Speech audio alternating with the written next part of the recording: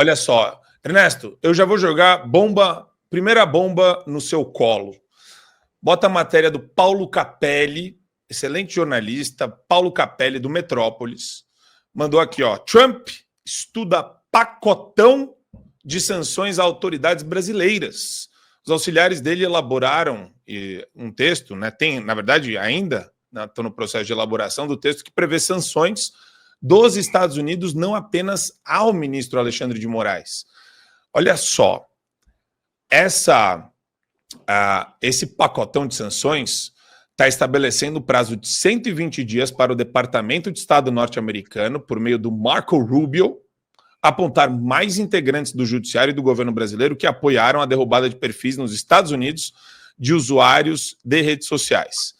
A medida pode afetar os ministros da primeira turma do STF, que votaram juntamente com Moraes, os juízes auxiliares, o Paulo Gonet, PGR, delegados da Polícia Federal, fora outros assessores que circundam este meio nefasto, esta máfia que se tornou o Supremo Tribunal Federal e todo o seu entorno.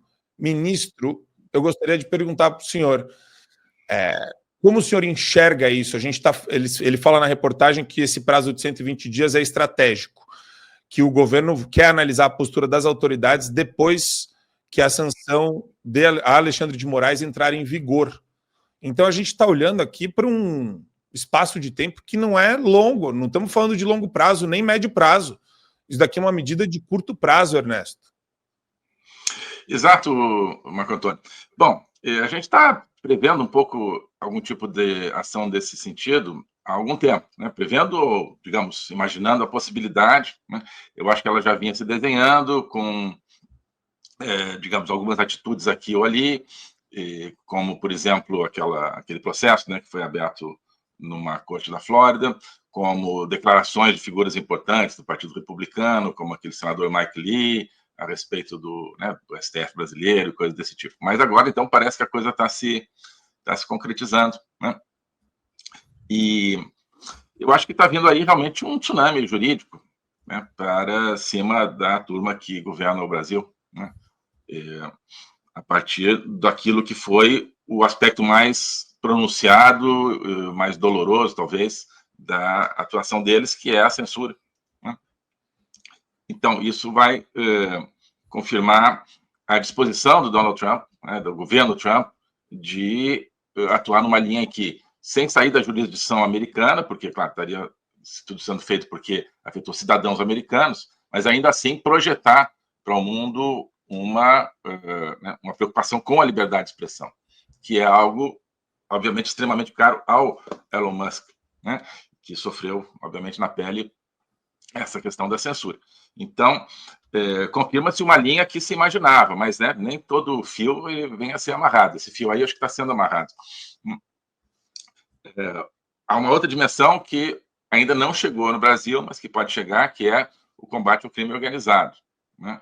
O Trump está se concentrando no Tren de Aragua venezuelano, né? Mas se ele realmente quiser combater o Tren de Aragua venezuelano, ele vai ter que, enfim, não ficar apenas no Tren de Aragua, né? E não ficar apenas na expulsão dos membros dessa organização criminosa que estejam nos Estados Unidos. Ele vai ter que, né, agir, por exemplo, frente a um governo que ele disse isso claramente na última ordem executiva, que ampara totalmente, que é penetrado pelo crime organizado, que é o regime Maduro, né? Vai ter os laços do crime organizado venezuelano, eventualmente com o crime organizado brasileiro, os eventuais laços com política brasileira, não sei se tiver, né? Isso aí estaria na linha. Mas, pelo visto, então, o momento agora é desse tsunami jurídico aí, né? Que parte, portanto, do tema da liberdade de expressão, que é o tema que afeta todo mundo, é o tema que é o tema do século XXI, por causa das redes, né? É um tema novo, em certo sentido, no contexto internacional. Isso tudo vai criar precedente, vai saber como é que um país atua para promover a liberdade, não só no mundo real, mas no mundo virtual, que agora é o grande tema. Então, isso tudo, né, tem um impacto mundial. O mundo todo vai estar olhando para isso. O mundo todo vai estar olhando para isso. A União Europeia tem uma tendência censuradora na sua regulação das redes, né? Vai ficar olhando, né? Enfim, os países totalitários, obviamente, censuram abertamente as redes, como Rússia, China, etc. De toda forma, pelo menos para o Ocidente, vai se criar um caso, né? um precedente, uma linha de ação. O que acontece com quem censura, né? Quem quer que seja, inclusive contra a sua própria Constituição, né?